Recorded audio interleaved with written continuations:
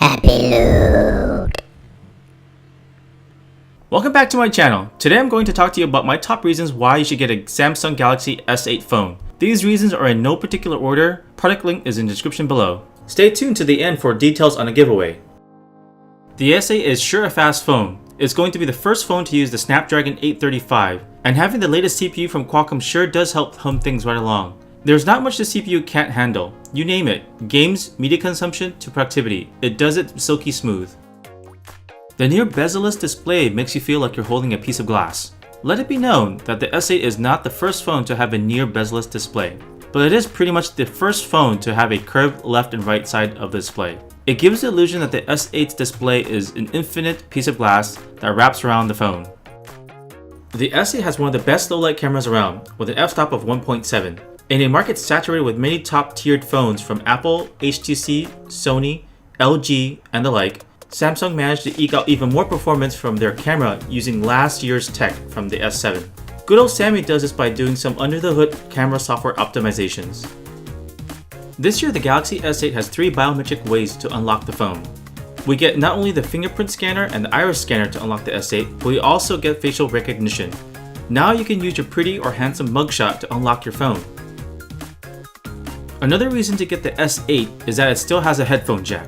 Yes, for all the good reasons to get rid of the headphone jack, there is one reason why keeping it around makes sense. It's just practical to have around, since most of us still have tech that uses the 3.5mm jack. Why force us to buy a bunch of dongles or have us purchase expensive Bluetooth headsets? Samsung still includes expandable storage on the S8. This is a godsend for me since I take a lot of photos and videos when I travel. Apple charges an extra $100 to go from 128GB to 256GB. At the time of this video, a 128GB micro SD card can be bought for as low as $40. Like the Note 7 before it, the Galaxy S8 has a USB-C port. I don't know how many times I've plugged in my micro USB cable in the wrong direction. The S8 having USB-C is just pure awesomeness. I know it only takes a few seconds to flip the connector over if I get it wrong, but I always get it wrong, so that's a lot of wasted time, especially when you consider how many times you plug your phone into charge on a daily basis. The Galaxy S8 includes Samsung Pay.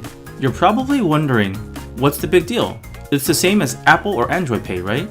Well, yes and no. If the credit card terminal you are paying at has NFC, then yes, Samsung Pay works like Apple and Android Pay. But where Samsung Pay differs is when the credit card terminal does not have the NFC tech to accept mobile payments.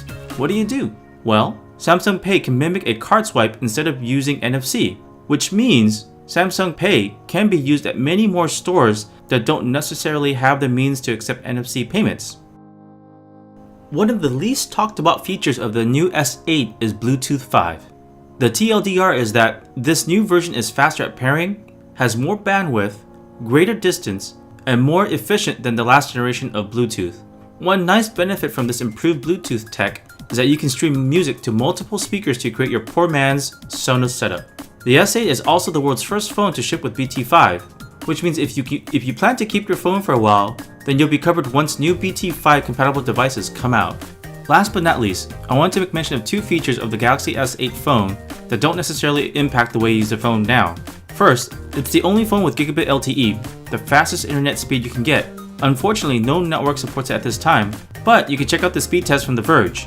Secondly, Samsung's Gear VR. The latest version has now included a remote control that greatly improves the user experience. I'm doing a giveaway, so please subscribe and comment. The winner will be announced on YouTube, Twitter, and Facebook a week after this video is published. I bought this case and got an extra one laying around. I mainly bought it for grip and light protection. This is a very slim case, therefore, it will not protect your screen if the phone falls flat on its face. This is not an otter case.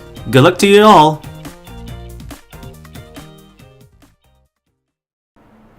That's it for me. Either hit the like button or the subscribe or leave us a comment. I'm Kang with Happy Loot. See you in the next one.